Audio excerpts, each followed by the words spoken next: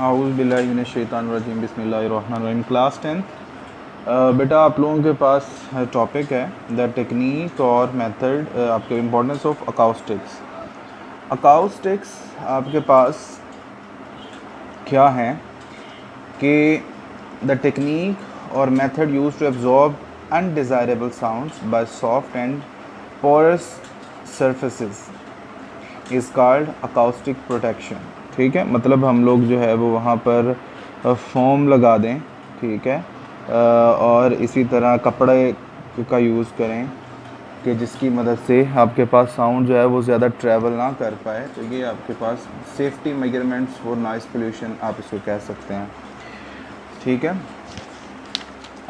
मुख्तलिफ़ cinema halls में इसके लिए क्या कहता है, जो रूफ़ होती है, सीलिंग होती है, उसको इस तरह कर्व बनाया जाता है कि आवाज़ें जो है वो टकरा कर इधर उधर टकरा के हम तक पहुंचती हैं, जिसकी वजह से ये आपके पास अब्जॉर्ब हो जाती हैं बहुत ज़्यादा और हमारे कानों को ज़्यादा नुकसान नहीं पहुंचता। और यही 3-4 तरीके हैं। जब आप इसको ये पढ़ेंगे तो आपको ये देखें, generally the ceilings of the lecture hall, conference hall and theatre hall are curved so that sound after reflection they reach all the corners of the hall. ठीक है, तो ये सारा कुछ हमारे पास तरीक़ाकार होता है। ऑडियोबल फ्रीक्वेंसी है वो फ्रीक्वेंसी जो हम कम से कम और ज़्यादा सुन सकते हैं। तो हमारे पास ह्यूमन एयर्स जो है वो कम से कम 20 हर्ट्ज़ और ज़्यादा 20,000 हर्ट्ज़ तक की एबिलिटी रखते हैं एयर्स जो साउंड सुनने की। जो विस्परिंग हम लोग करते हैं वो 20 हर्ट्ज़ या इसके करीब ही होती है। और जो आपके पास ज़्यादा साउंड जो बहुत जिसके बाद कानों में दर्द होना शुरू हो जाइए, आपके पास 20,000 हर्ट्ज़ होता है। तो इसे हम रेंज भी कहते हैं, फ्रीक्वेंसी रेंज भी। तो the frequency range of frequency which a human ear can hear is called the audible frequency range. ठीक है, तो ये आपके पास रेंज की डेफिनेशन होती है। और आमतौर पर बैट्स जो हैं उनकी फ्रीक्वेंसी 1,20,000 हर्ट्ज़ से भी ज़्यादा होती है। और इसी तरह यहाँ पर उसने देखें मुख्तलिफ़ एनिमल्स की बताई हुई है, माइस की बताई है up to 1,00,000 hertz and dogs up to 35,000 hertz and cats up to 25,000 hertz. Human ear sound only up to 20,000 hertz but children can usually hear high frequency sound than adults. मतलब हमसे थोड़ा सा बेहतर हो सकते हैं, हम 20,000 तक सुन सकते हैं अडल्ट जो होते हैं। तो बच्चे जो हो सकते हैं 21,000 तक या 22,000 तक ईज़िली सुन सकें, लेकिन इससे ज़्यादा नहीं सुन सकते। तो 20,000 हर्ट्ज़ से ज़्यादा जो आपके पास साउंड्स होती हैं उनको हम लोग अल्ट्रा साउंड्स कहते हैं। अल्ट्रा साउंड्स आपके पास क्या है, sounds of frequency higher than 20,000 hertz which are inaudible to normal human ear are called ultrasounds और ultrasonics। तो ये आपके पास सम यूजेस हैं। हम इसको जो है वेवलेंथ वगैरह मेजर करने के लिए इस्तेमाल करते हैं। इसी तरह मेडिकल में हम लोग ट्यूमर वगैरह का जो है ब्रेक करने के लिए हम लोग इस्तेमाल करते हैं। मुख्तलिफ जो इसमें सारा कुछ लिखा हुआ है। Powerful ultrasound now being to use blood clots formed in the arteries. अगर हमारे खून जम जाता है वेन्स में, आर्टरीज में, तो उसको तोड़ने के लिए इस्तेमाल होता है। Ultrasound can also be use to get the picture of the thyroid gland for diagnosis purposes. इसके अलावा हम लोग जो है वो अंडर वाटर डेप्थ सी की, ओशन वगैरह की सोनार, इस मेथड को बोलते हैं सोनार। व्हाट इज़ सोनार? तो अंडर वाटर डेप्थ जब हमने मेजर करनी होती है तो ये चीज़ सोनार कहलाती है।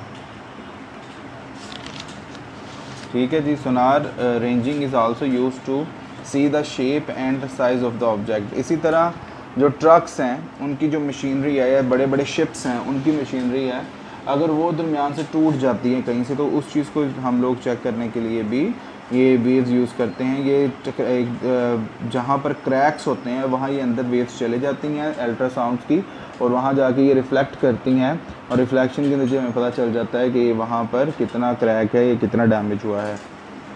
Germs and bacteria in liquids can also be destroyed by using high intensity ultrasonic waves. तो ये हम जर्म्स वगैरह को ख़त्म करने के लिए भी इस्तेमाल करते हैं। इसके एमसीक्यूज़ आप लोगों ने कर लेने हैं। एक्सरसाइज के बाकी रिव्यू बेशक क्वेश्चंस मत करें। इसी तरह आप लोग इसके न्यूमेरिकल्स अभी ना करें, जो आपका बाकी आपको दिया गया है वो आप लोग इजीली इसको कर सकते हैं। क्लास 10th शॉर्ट क्वेश्चन, जितनी मेन डेफिनेशंस आती हैं वो इसके अंदर शॉर्ट क्वेश्चंस होते हैं चैप्टर 2 में। जैसे यहाँ पर आपको लाउडनेस का पूछा जा सकता है, लेकिन ऐसा भी हो सकता है कि करेक्टरिस्टिक ऑफ साउंड का आपको कहा जाए और ये लॉन्ग क्वेश्चन बन सकता है कि write some characteristics of sound.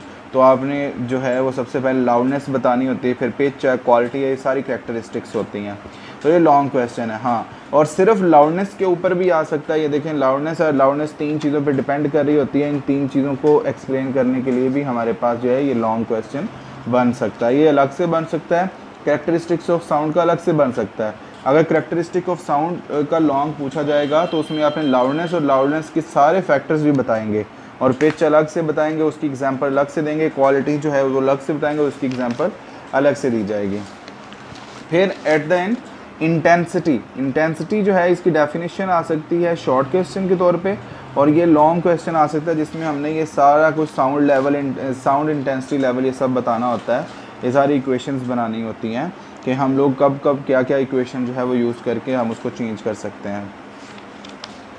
ठीक है जी, ये 2 लॉन्ग आपके पास इस चैप्टर में हो गए। तीसरा जो लॉन्ग आपके पास यहाँ पर बन सकता है ना, वो अल्ट्रासाउंड और यूज़ ऑफ अल्ट्रासाउंड के ऊपर बन सकता है कि write some uses of ultrasound.